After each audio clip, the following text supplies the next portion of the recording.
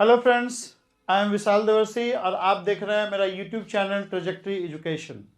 जो भी students IIT JAM, JEST, TIFR, CSR, NET, GATE, ये सब का तैयारी कर, सीयूईटी, पीजी, या जो भी फिजिक्स सीखना चाहते हैं, कोई एग्ज़ाम का तैयारी नहीं भी कर रहे हैं और फिजिक्स लर्न करना चाहते हैं, ग्रेजुएशन में हैं, फिजिक्स ले रखे हैं और फिजिक्स पढ़ना चाहते हैं, इवन कोई भी कंपटीशन नहीं दे रहे हैं और कोई ग्रेजुएशन में नहीं, फिर भी फिजिक्स सीखना चाहते हैं, कई सारे लोग फिजिक्स सीखना चाहते हैं, ठीक है, तो वो भी हमारा चैनल को सब्सक्राइब कर सकते हैं।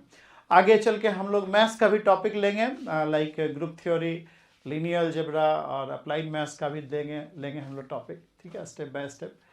पहले हम लोग इलेक्ट्रिसिटी मैग्नेटिज्म कर रहे हैं तो वो करते हैं। लास्ट क्लास में देखिए हम लोग डिस्कस कर रहे थे इलेक्ट्रिक फील्ड के बारे में, ठीक है। हमने electric field due two point charge निकाला था कूलम्स लॉ यूज करके, ठीक है। और उसके बाद हम लोग ट्राई कर रहे थे कि सिस्टम ऑफ, जैसे एक बार मैं पेज ही निकाल देता हूँ, जैसे पॉइंट चार्ज का तो हम लोगों ने देखो निकाल लिया था, पॉइंट चार्ज का कूलम्स लॉ यूज करके हम लोगों ने निकाल लिया था, ठीक है। अब हम लोग आगे बढ़ रहे थे तो हम लोग देखे कि भाई अगर मान लो सिस्टम ऑफ डिस्क्रीट चार्ज दिया हुआ है या कंटिन्यूअस डिस्ट्रीब्यूशन चार्ज दिया हुआ तो कैसे फील्ड निकालेंगे।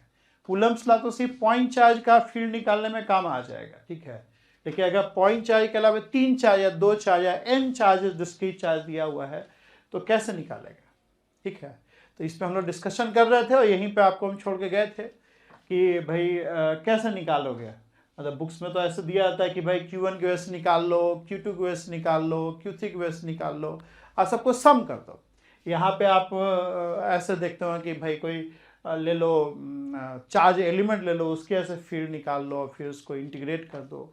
तो ये जो सम कर रहे हैं यहाँ पे और यहाँ पे इंटीग्रेट कर रहे हैं, उसका क्या मीनिंग है, व्हाट दैट फिजिकली मीन, और कहाँ पे ये समेशन हो पाता है और कहाँ पे ये नहीं कर सकते हैं, ये सब चीज़ का थोड़ा सा एक डिस्कशन करना है, ठीक है। तो वो discussion basically is nothing but the superposition principle.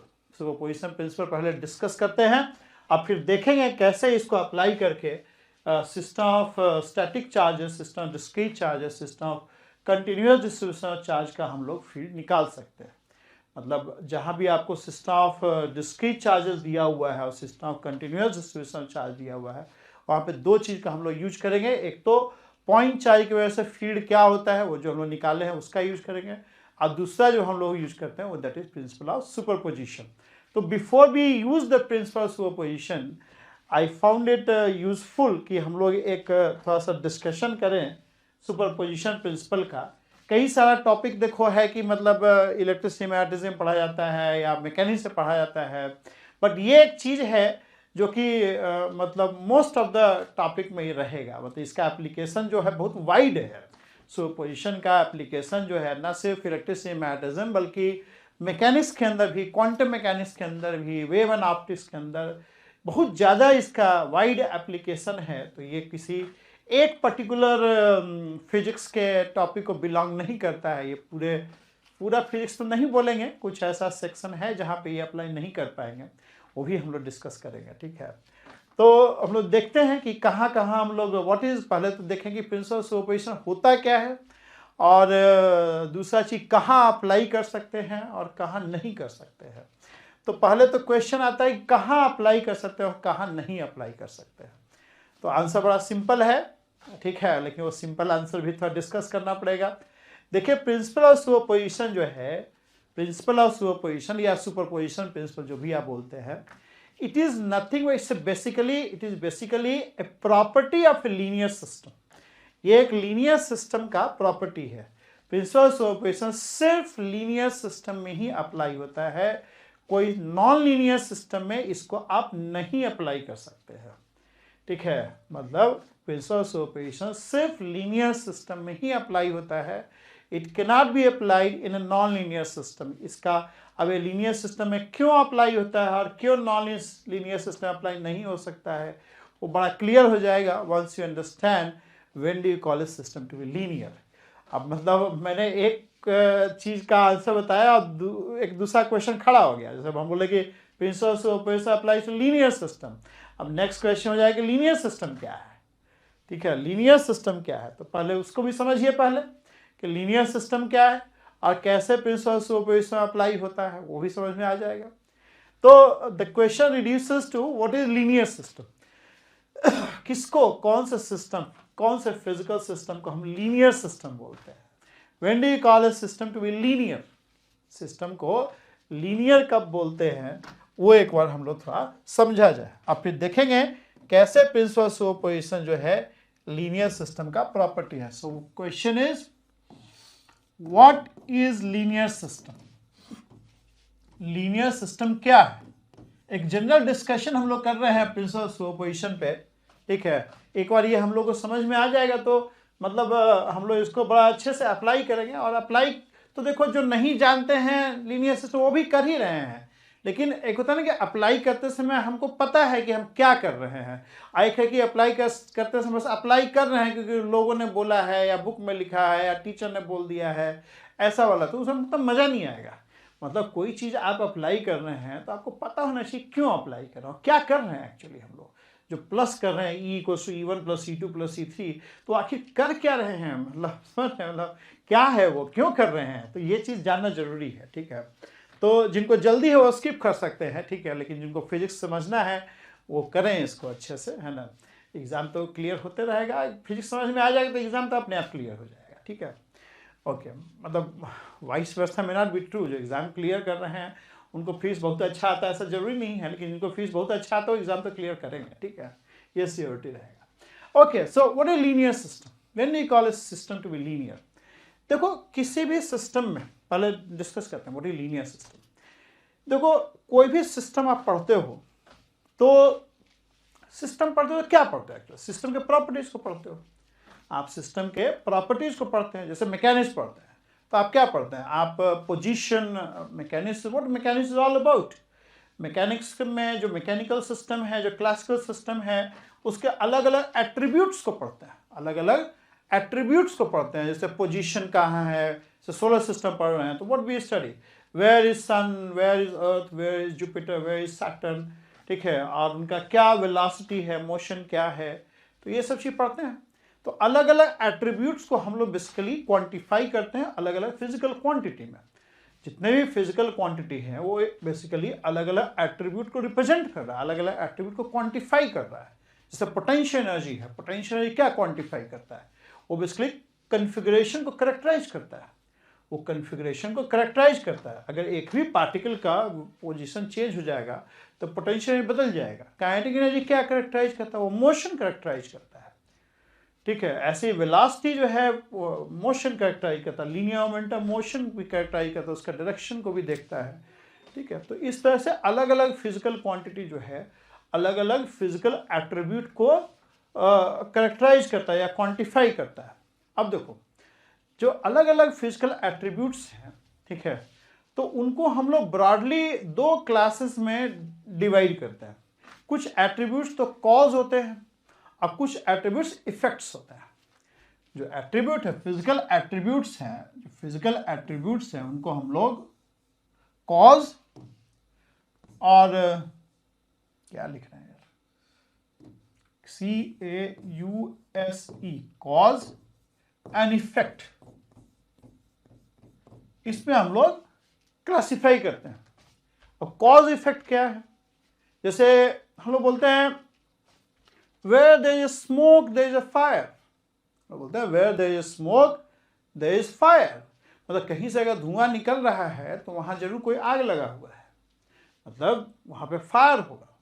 You cannot have smoke without fire, you cannot have smoke without fire। तो यहाँ पे स्मोक क्या है, स्मोक इफेक्ट है, और कॉज क्या है, कॉज आपका फायर है। Where there are static charges there will be electric field, तो इलेक्ट्रिक फील्ड क्या है, इफेक्ट है, और स्टैटिक चार्जेस क्या है, कॉज है। तो स्टैटिक चार्ज क्या है, बेसिकली इलेक्ट्रिक फील्ड का कॉज है, इलेक्ट्रिक फील्ड का कॉज है। तो इलेक्ट्रिक फील्ड इफेक्ट हो गया और स्टैटिक चार्जेस कॉज हो गया। अब कोई मान लो एक्सीलरेट कर रहा है बॉडी, ठीक है, फोर्स लगा रहे हैं और बॉडी एक्सीलरेट कर रही है, body of mass m and you are applying a force F, and under the action of this force you have the acceleration F by m. So what is cause and what is effect? Acceleration is effect, force is cause. Force is cause. तो जहां भी effect है वहां पे निश्चित तौर पे cause भी है. जहां भी इफेक्ट है वहां पे निश्चित तौर पे कॉज है. मान लो कोई करंट फ्लो कर रहा है तो निश्चित तौर पे पोटेंशियल डिफरेंस होगा. तो पोटेंशियल डिफरेंस आपका कॉज है और करंट फ्लो इफेक्ट है. अगर कोई हीट फ्लो कर रहा है तो निश्चित तौर पर टेम्परेचर डिफरेंस होगा. टेम्परेचर डिफरेंस क्या है? वो कॉज हो गया और हीट फ्लो इफेक्ट हो गया.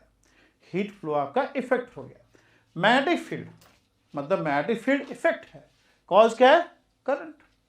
Current following is cause. Current flow जो है और मैग्नेटिक फील्ड का कॉज है. मैग्नेटिक फील्ड का कॉज है.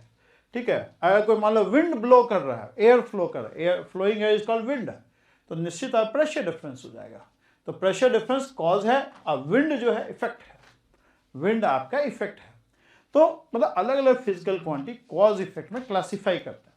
ठीक है. तो हम लोग कहते हैं where there is smoke there must be fire. तो smoke is effect and fire is cause. ठीक है. अब फिलॉसफी का मतलब और भी जनरल लाइफ में डेफिनेशन देख सकते हैं. कोई मान लो बहुत दुखी है तो निश्चित तौर पर कोई दुर्घटना हुआ होगा. दुखी होना इफेक्ट है.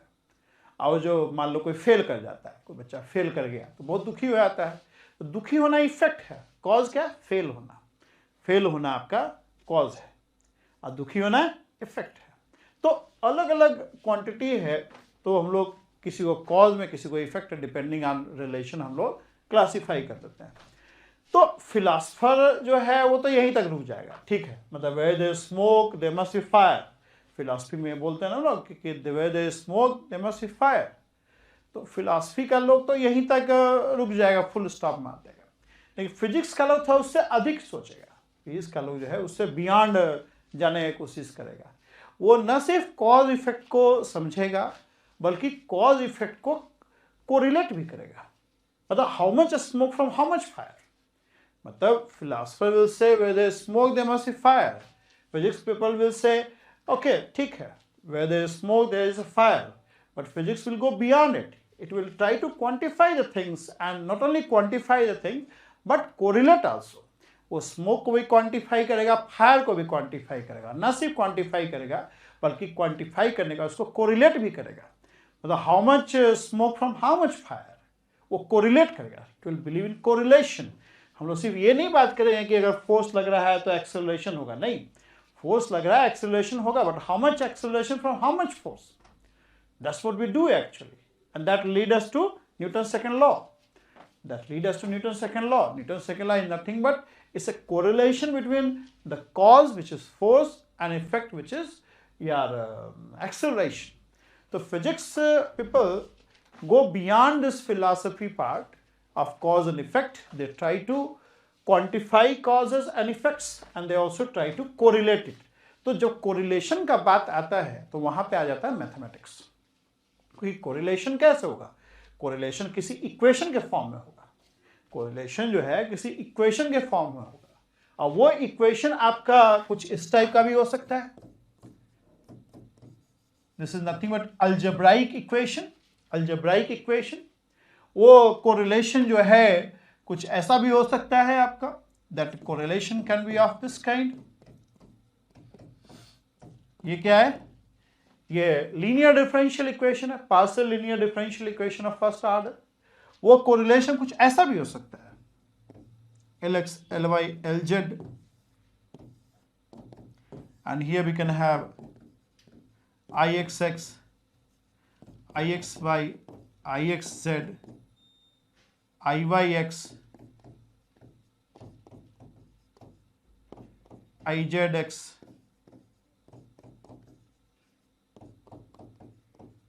ठीक है.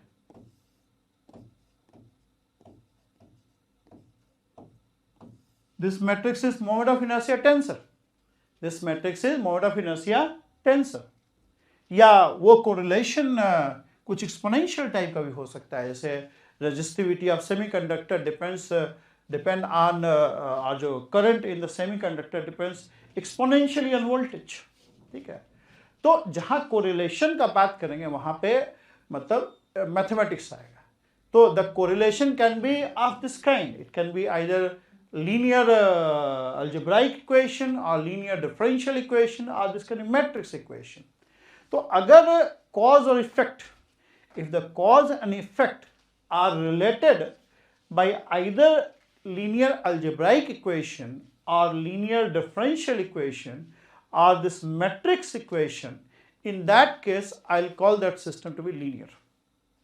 We call the system to be linear if cause and effects are related linearly.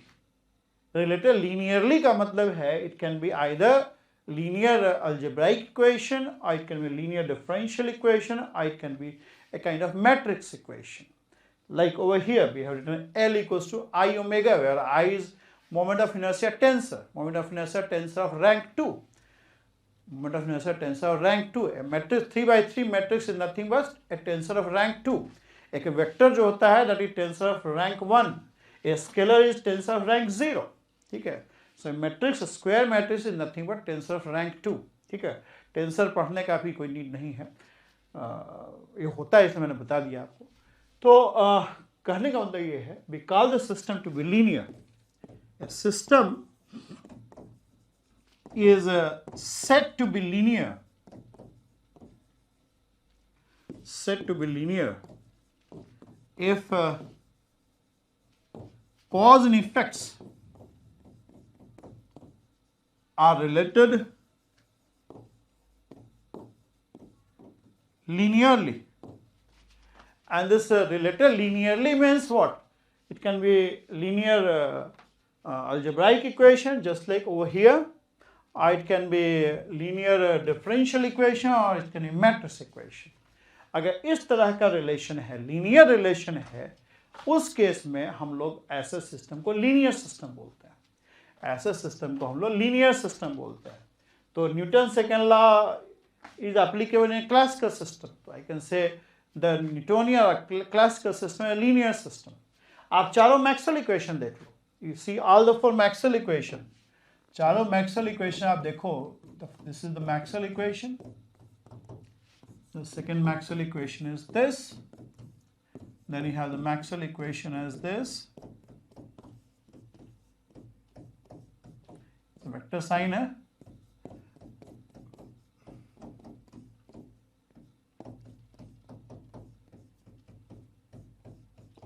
चारों Maxwell equation देखिए.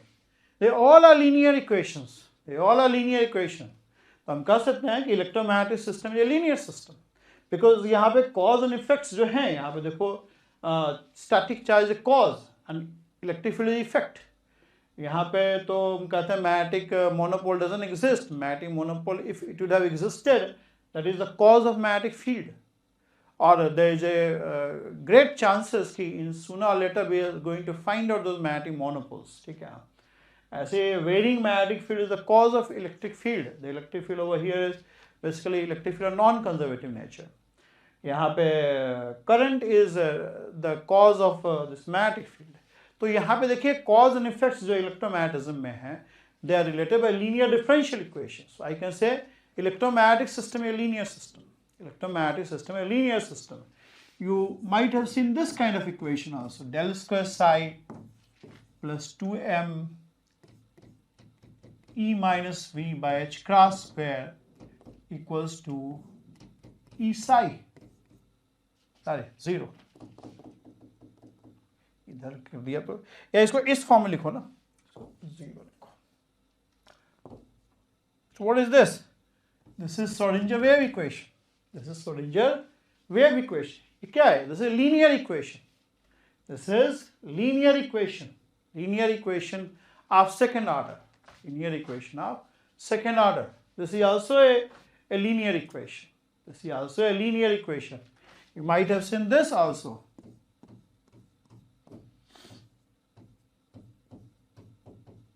You have a wave mechanical system. This is wave mechanical system. This is also a linear equation.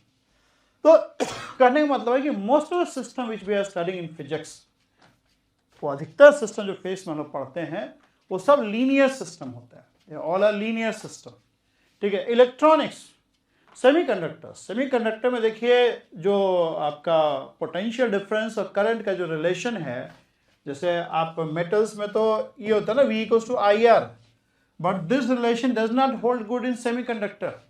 Semiconductor में I और V का relation जो है वो exponential होता है, तो that is not a linear system, वो लीनियर सिस्टम नहीं है, वो लीनियर सिस्टम नहीं है।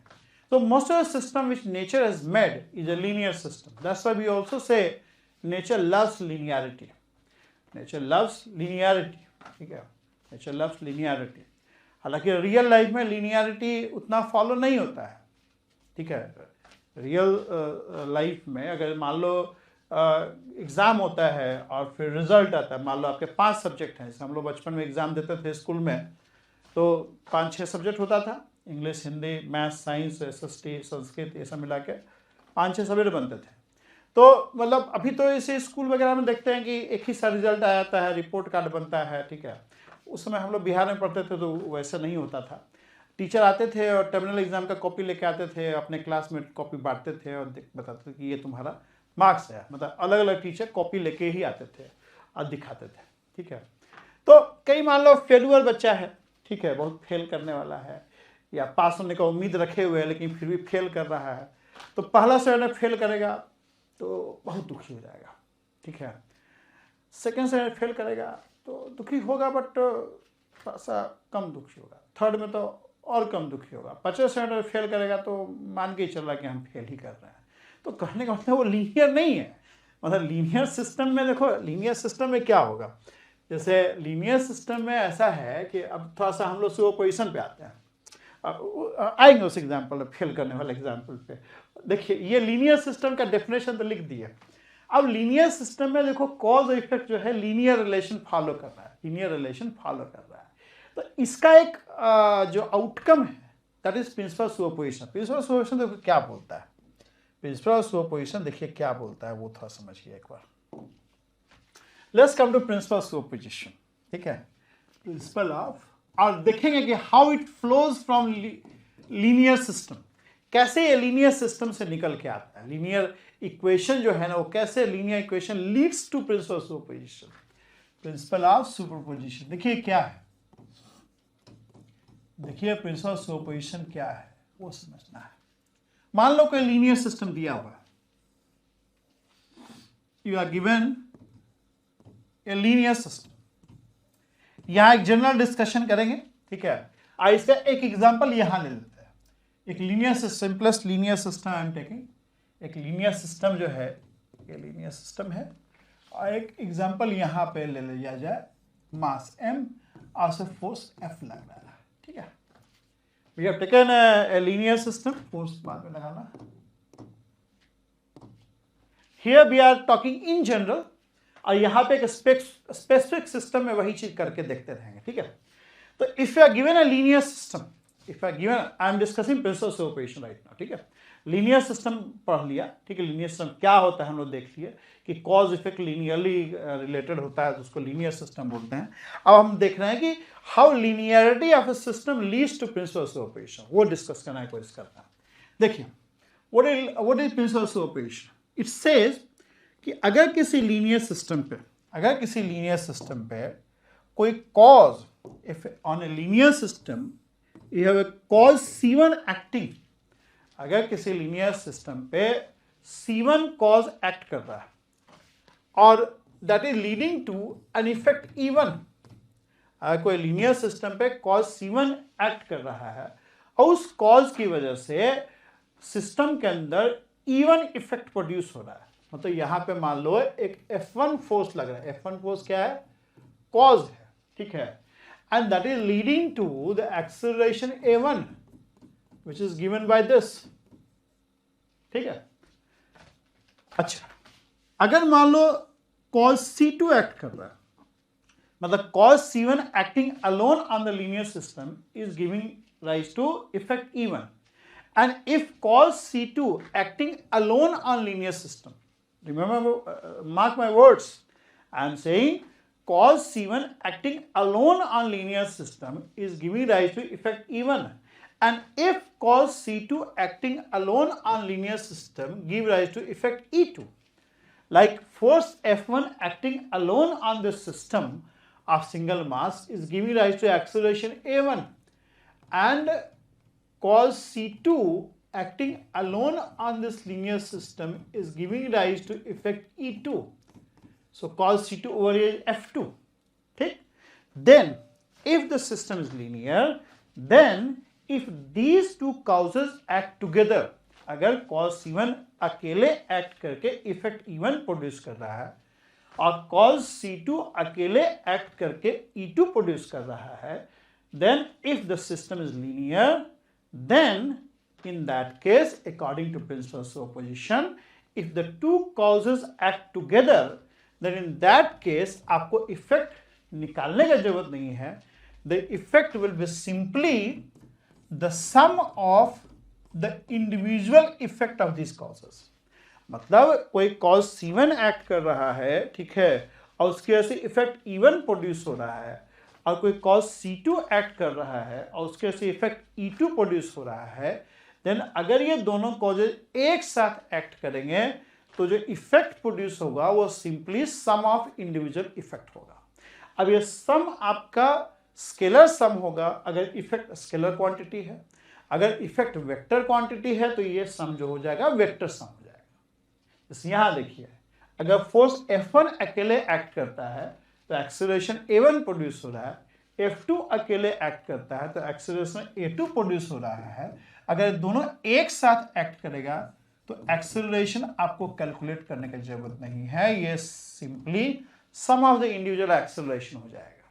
That is nothing but F1 by M and F2 by M. अब ये समझो, ये चीज पॉसिबल सिर्फ इस वजह से हो रहा है क्योंकि कॉज और इफेक्ट का रिलेशन जो है वो लीनियर रिलेशन है. अगर लीनियर रिलेशन नहीं होता उस केस में ये पॉसिबल नहीं होता. अगर हम कहते हैं कि फोर्स जो है वो मास इंटू एक्सेलरेशन स्क्वायर है, can we still say this? No, we can not say this. अगर हम कहें कि F square equals to M A है, उस केस में भी ये ट्रू नहीं होगा. फिर ये ट्रू सिर्फ इसलिए हो रहा है क्योंकि जो इक्वेशन है जो कॉज इफेक्ट को कोरिलेट कर रहा है वो लीनियर इक्वेशन है. लीनियर इक्वेशन होने की वजह से ये आपका सुपरपोजिशन प्रिंसिपल ट्रू हो रहा है. तो if the equation is not linear, the system is not linear, in that case this superposition won't apply. तो सुपरपोजिशन प्रिंसिपल देखिए is flowing out of this linear equations. ठीक है, मतलब वो लीनियर जो लीनियर रिलेशन है ना कॉज इफेक्ट का, वही principle of superposition it give rise to principle of superposition. So principle of superposition is valid only for linear system. Only for linear system principle of superposition सिर्फ linear system के लिए valid होता है. Linear system के दो property है in fact, कि अगर if I make the cause 2 times the effect will go 2 times. If I make the cause half, the effect will go half. Not just true for Newtonian, it's true for even this also. अगर हम किसी charge density को twice कर देते हैं तो electric field भी twice हो जाएगा. अगर चार्ज डेंसिटी को हाफ कर देंगे इलेक्ट्रिक फील्ड भी हाफ हो जाएगा. And second property is principle of superposition, कि अगर if ρ1 is giving rise to field E1, ρ2 is giving rise to field E2, then if you have ρ1 plus ρ2, field will be E1 plus E2. So principle of superposition is flowing out of this linearity of the system, or I can say principle of superposition is true only for linear system. आप ये principle of superposition आप semiconductors में apply नहीं कर सकते हैं. If you have a semiconductor device in a circuit, और आप कहें कि ठीक है potential difference V1 give rise to I1 और potential difference V2 give rise to I2, then V1 plus V2 will not give rise to I1 plus I2, because वहाँ पे I और V का रिलेशन एक्सपोनेंशियल है. ठीक है, metallic case में आप कर सकते हैं जहाँ ओम्स लॉ अप्लाई हो रहा है. ठीक है, तो do you understand principle of superposition, how it is flowing from linearity, how it is a property of a linear system only. अगर ये इक्वेशन, अगर ये कोरिलेशन लीनियर नहीं होगा, in that case principle of superposition won't apply और उस system को linear system बोलेंगे भी नहीं. तो चूंकि most of the system which God has made is a linear system, in that case we keep on applying principle of superposition everywhere. मतलब हम लोग मैकेनिक्स भी अप्लाई करते हैं, इलेक्ट्रोमैग्नेटिज्म में भी खूब अप्लाई करते हैं। ये तो बस शुरुआत है, हम आगे और एप्लीकेशन करेंगे। अब देखिए इसका क्या मतलब मेजर रोल क्या है। देखो हम लोग का देखो यहाँ पे आके फंसे थे हम लोग, ठीक है, कि हम लोगों ने पॉइंट चार्ज का तो फील्ड निकाल लिया था कूलम्स लॉ यूज करके। अब मान लो सिस्टम ऑफ डिस्क्रीट चार्जेज है, मान लो 3 चार्ज दिया हुआ है और इसकी वजह से फील्ड निकालना है। कैसे निकालेंगे? आप क्या करेंगे, आप Q1 की वजह से फील्ड निकाल लेंगे, let's say it is E1। आप Q2 की वजह से फील्ड निकाल लोगे, कॉल इट E2। आप Q3 की वजह से फील्ड निकाल लोगे और क्या करोगे, विल यूज प्रिंसिपल सुपरपोजिशन। हम लोग 2 चीज का यूज कर रहे हैं। एक तो पॉइंट चार्ज के लिए हम लोग कूलम्स लॉ का यूज कर रहे हैं। एक और पॉइंट चार्ज का फील्ड हम लोग निकाल लिए, फिर हम लोग क्या कर रहे हैं, Coulomb's law plus principle superposition use करके हम लोग field because of discrete charges निकाल लिया। We are finding field because of system of discrete charges by using principle superposition along with the Coulomb's law। ठीक है, Coulomb's law यूज करके we are finding field because of a single point charge। और फिर principal superposition apply करके हम लोग field because of system of discrete charges point P पे हम लोग फील्ड निकाल पा रहे हैं। इसको थोड़ा और मैथमेटिकली हम थोड़ा सा इसको अरेंज कर देते हैं, ठीक है। इफ वी हैव से system of discrete charges for a system of discrete charges,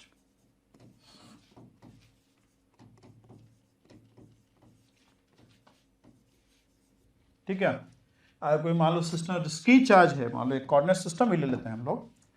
so this is your coordinate system X Y Z, ठीक है।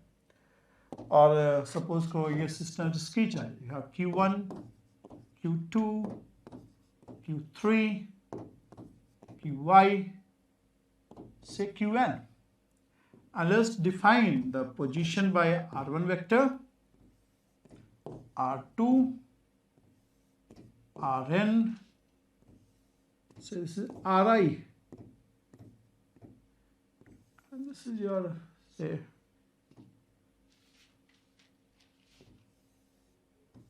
R3, ठीक है, okay। And suppose we have to find the field at a point P. See, the point P is described by say vector R।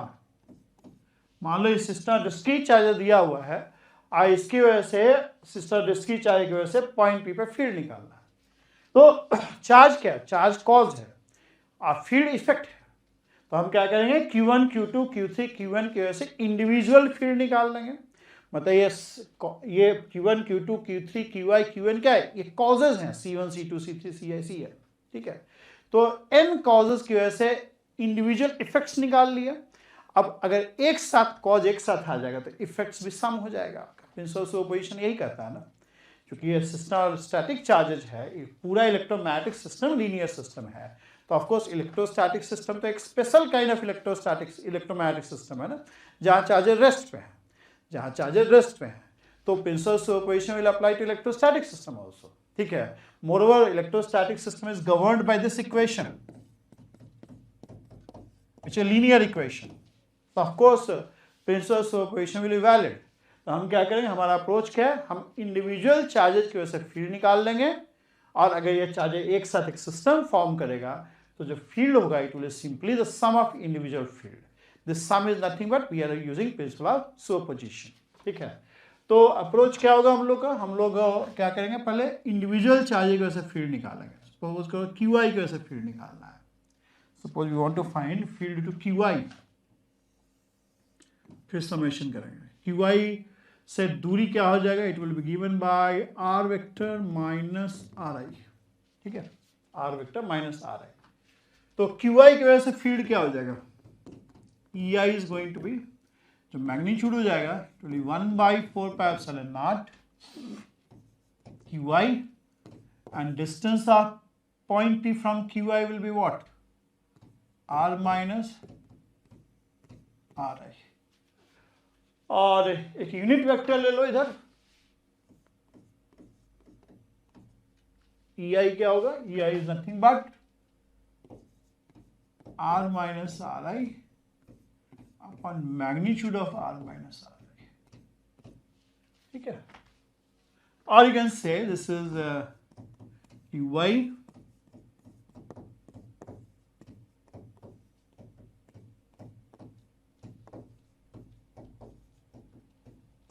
ठीक है, and the net electric field this is field to discrete charges, one single discrete charge ui की वजह से।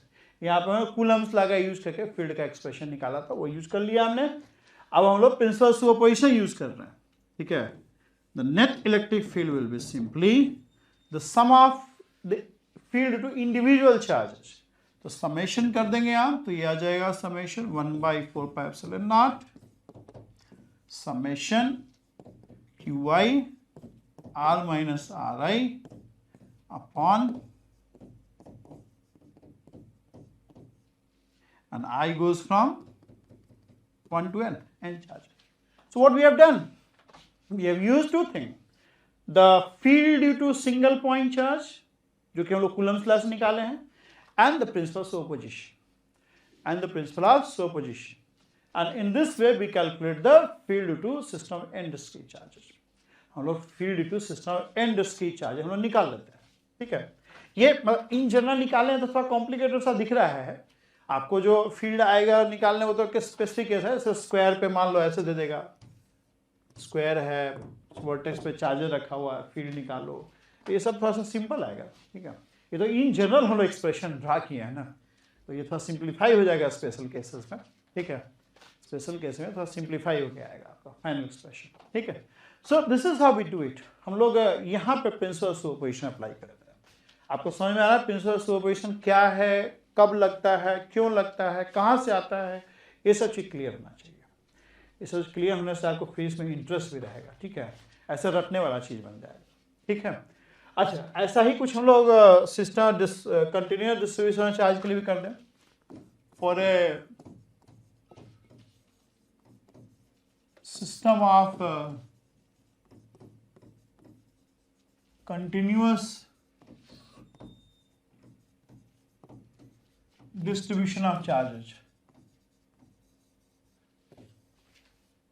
मान लो ये continuous distribution of charge दिया हुआ है, इसकी वजह से फील्ड मान लो पॉइंट पी पे निकालना है। इसमें भी एक कोऑर्डिनेट सिस्टम ले लेते हैं, क्योंकि मैथमेटिक्स करना है तो पोजीशन वगैरह तो कोऑर्डिनेट सिस्टम लेंगे तभी डिफाइन होगा ना, पॉइंट पी का भी, चार्जेस का भी। मान लो पॉइंट पी पे हमें फील्ड निकालना है। हमारे पास इंफॉर्मेशन क्या है, हमारे पास दो इंफॉर्मेशन है। एक हमारे पास एक फार्मूला है, एक सिंगल डिस्क्रीट चार्ज का फील्ड का, सिंगल डिस्क्रीट का चार्ज का फील्ड क्या होता है, Q/4πε0r², ये हमारे पास एक एक्सप्रेशन है। और दूसरा एक इंफॉर्मेशन है कि principle superposition can be apply to electrostatic system. एक फार्मूला है हमारे पास सिंगल डिस्क्रीट चार्ज का फील्ड क्या होता है, that is we have done using Coulomb's law Q/4πε0r², और एक बड़ा एक इंपॉर्टेंट इंफॉर्मेशन है कि हम लोग प्रिंसिपल सुपरपोजिशन अप्लाई कर सकते हैं, ठीक है। तो प्रिंसिपल सुपरपोजिशन अगर अप्लाई कर सकते हैं तो अगर मान लो आपको एक ऐसा कॉज दिया हुआ है, आपको एक ऐसा कॉज दिया हुआ है, कॉज मतलब यहाँ कॉज क्या है, यहाँ पे system of continuous distribution charge cause, आपको एक ऐसा कॉज दिया हुआ है जिसकी वजह से आपको इफेक्ट नहीं पता है, लेकिन अगर उस कॉज को आप ऐसे छोटे छोटे कॉजेस से बना हुआ देखें जिसका इंडिविजुअल इफेक्ट आप निकाल पाते हैं। अगर आपको एक कॉज दिया हुआ है जिसका इफेक्ट आप नहीं निकाल पा रहे हैं, लेकिन अगर इसको आप इंडिविजुअल कॉजेस में ब्रेक कर देते हैं, ठीक है, such that you know their individual effects, you know their individual effect, then your work is done. अगर सिस्टम लीनियर है then this E will be simply the sum of individual effects। मतलब करने का समझ है, आपको एक ऐसा कॉज दिया हुआ है जिसका आप इफेक्ट नहीं निकाल पा रहे हैं, लेकिन अगर उस कॉज को सम ऑफ n कॉजेस में ब्रेक कर देते हैं आप, such that you are able to calculate those individual effects, in that case आपका ये काम हो जाएगा। E will be simply sum of these effects। तो अब हम क्या करेंगे, हमारे पास एक कंटिन्यूअस चार्ज डिस्ट्रीब्यूशन दिया हुआ है और हमें कंटिन्यूअस चार्ज डिस्ट्रीब्यूशन क्या है, एक कॉज है जिसकी वजह से हमें फील्ड निकालना है, फील्ड क्या इफेक्ट है। अब हमारे पास इंफॉर्मेशन क्या है, हमारे पास इंफॉर्मेशन सिर्फ है कि हमें पॉइंट चार्ज का फील्ड पता है, और दूसरा इंफॉर्मेशन है कि प्रिंसिपल सुपरपोजिशन अप्लाई हो जाएगा क्योंकि ये लीनियर सिस्टम है। तो हम क्या करेंगे, हम इस पूरे चार्ज डिस्ट्रीब्यूशन को एक ऐसे एलिमेंट से बना हुआ देखेंगे such that those element can be treated as a point charge. मतलब तभी होगा ना, इंफॉर्मेशन जो आपके पास है उसी को तो यूज कर सकते हैं ना। ऐसा तो है नहीं कि हम आंख बंद करेंगे और फील्ड निकल जाएगा, वो पावर तो हमको मिला नहीं है, वो पावर तो सिर्फ भगवान के पास है। God doesn't need your formula and all these things.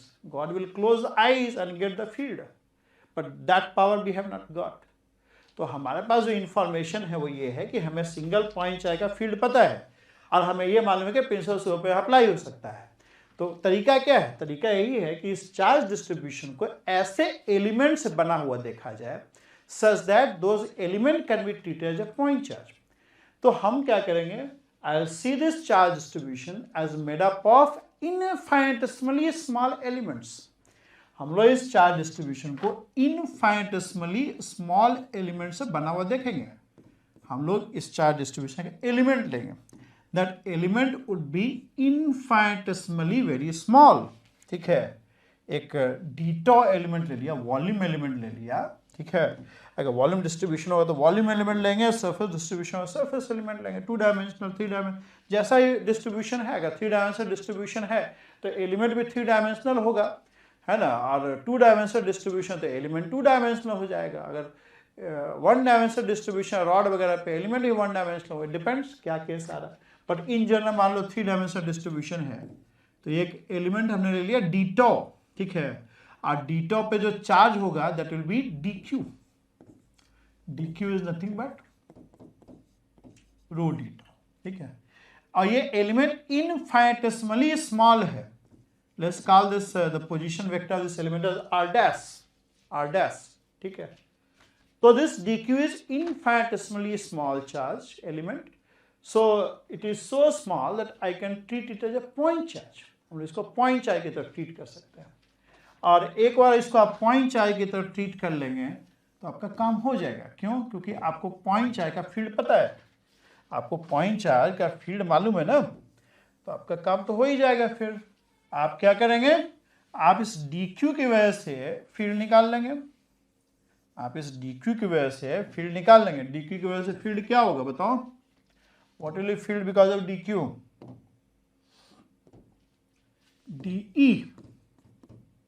dE will be dq upon 4 pi epsilon naught r square। r क्या है? r is distance of point P from dq. This is your r vector minus r dash vector. So r is nothing but the magnitude of this vector. r जो होता है distance of point P from dq हो जाएगा ना, तो ये distance क्या है, modulus of r minus r dash vector। अगर वेक्टर फॉर्म में लिखना चाहते हो तो ये एक यूनिट वेक्टर भी लेना पड़ेगा आपको, E cap is nothing but unit vector in direction of r minus r dash, modulus of this. ठीक है, ऐसे आ जाएगा। और this can be simply written as dq upon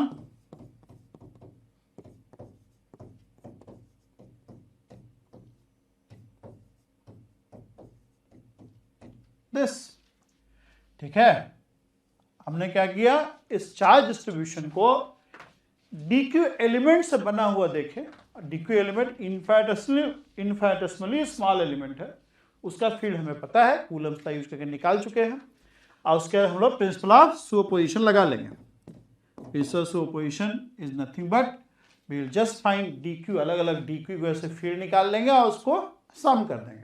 but यहाँ पे चूंकि dq एक इनफाइनेटेसिमली स्मॉल एलिमेंट है तो ये infinite number of such element होगा, तो वो समेशन लिमिटिंग वे में क्या हो जाएगा, वो इंटीग्रेशन होगा basically. It will be nothing but integration is nothing but operation of summation. तो ये जो इंटीग्रेशन कर रहे हैं it is nothing but we are applying principle of superposition. हम लोग प्रिंसिपल ऑफ सुपरपोजिशन ही अप्लाई कर रहे हैं। ठीक है, 1/4 पाई चाहो तो बाहर निकाल लो।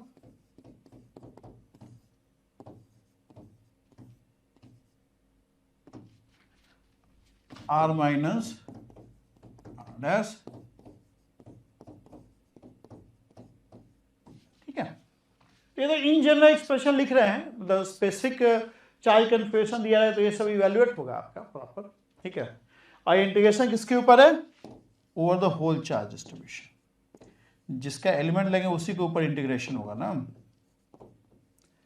सो this integration is nothing but principle superposition, principle superposition ही एक तरह से है, ठीक है। स्पेसिफिक केस होगा रॉड, रिंग, डिस्क, अगले लेक्चर में देखेंगे। तो ये सब आपका सिंप्लीफाई हो जाएगा, इवेल्युएट भी हो जाएगा। इन जनरल अभी लिखे हैं तो इसलिए ऐसे ही यहीं पर छोड़ना पड़ेगा आपको, ठीक है। So you understand the importance of principle superposition. हमारे पास एक इंफॉर्मेशन सिर्फ है कि Coulomb's law help us in getting electric field to a point charge, and by using principle superposition we are able to get the electric field to system of discrete charge and system of continuous distribution charge by using principle superposition, ठीक है। तो यही approach होगा, ठीक है। तो आज यही रहने देते हैं। नेक्स्ट क्लास में हम लोग जो है अलग अलग चार्ज डिस्ट्रीब्यूशन की वजह से फील्ड निकालेंगे, रॉड की वजह से, रिंग की वजह से, डिस्क की वजह से, sphere, solid sphere, hollow sphere, ये सब अलग अलग चार्ज डिस्ट्रीब्यूशन देखेंगे और उसकी वजह से हम लोग इलेक्ट्रिक फील्ड निकालने का कोशिश करेंगे, ठीक है। तो till that thank you very much and have a good day, ठीक है। और if you are liking this videos you can subscribe to my channel and let others also know जो फिजिक्स सीखना चाहते हैं, ठीक है, उनको भी आप बताइए चैनल के बारे में, trajectory education. Okay, thank you very much.